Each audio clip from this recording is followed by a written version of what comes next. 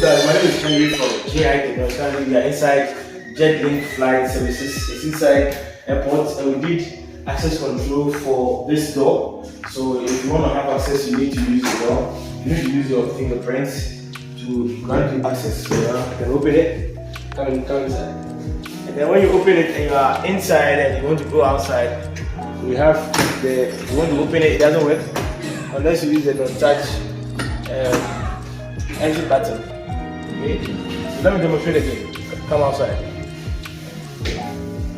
So once I close it, and then I want to have access, I cannot open it unless I use my fingerprint to give access. Okay. If you have any access control, tell my attendants job, make sure you give us a call. We're in the crowd, and now we are everywhere. Thank you very much.